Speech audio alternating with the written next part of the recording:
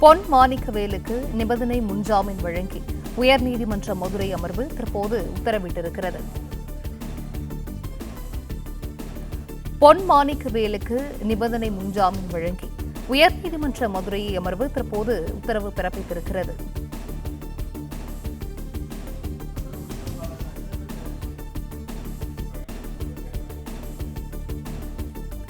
பொன் மாணிக்கவேலுக்கு நிபந்தனை முன்ஜாமீன் வழங்கி உயர்நீதிமன்ற மதுரை அமர்வானது தற்போது உத்தரவிட்டிருக்கிறது.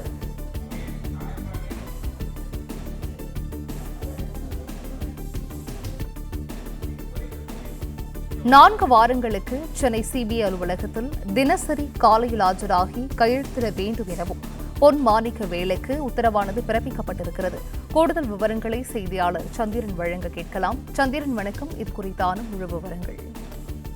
வணக்கம். முன்னாள் சிறை கடத்தல் தடுப்பு பிரிவு ஐஜி பொன் மாணிக்கவேலுக்கு உயர்நீதிமன்ற மதுரை அமர்வு நிபந்தனையுடன் முன்ஜாமீன் வழங்கி உத்தரவிட்டுள்ளது. தினசரி சென்னை சிபிஐ அலுவலகத்தில் 4 வாரங்கள் ஆஜராக இருந்தாலும் இருநபர் பிணையில் 25,000 ரூபாய் முன்ஜாமீன் வழங்கப்பட்டுள்ளது.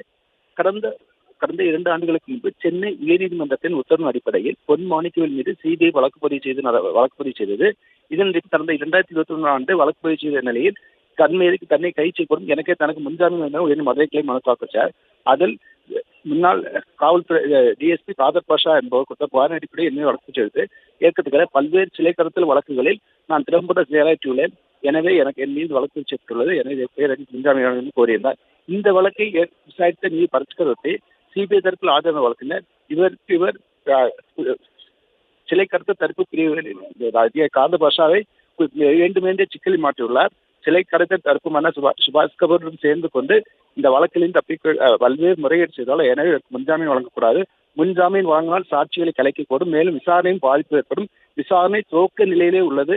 எனவே ஜாமீன் வழங்கக்கூடாது வாதிட்டார். இதை தொடர்ந்து இந்த உத்தரவில் ஏற்கனவே பல்வேறு வழக்குகளில் உச்சநீதிமன்றம் இதுபோன்ற வழக்குகளில் முன்ஜாமீன் வழங்கியுள்ளது.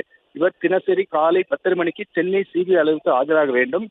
4 வாரம் கழித்து வேண்டும். மேலும் இருநபர் பிணை பிளஸ் 25,000 ரூபாய் இதுடன் முன்ஜாமீன் வழங்கி அனுமதிக்கப்படுகிறது. தேவைப்பட்டால் அவருக்கு இன்டர்நேஷனல் தொடர்பு இருப்பது உரிய அன்படுத்தல் முன்ஜாமீனை ரத்து செய்யவும் சிபிஐக்கு அதிகாரம் உள்ளது என கூறி மனுவை முடித்து வைத்து உத்தரவிட்டுள்ளார்.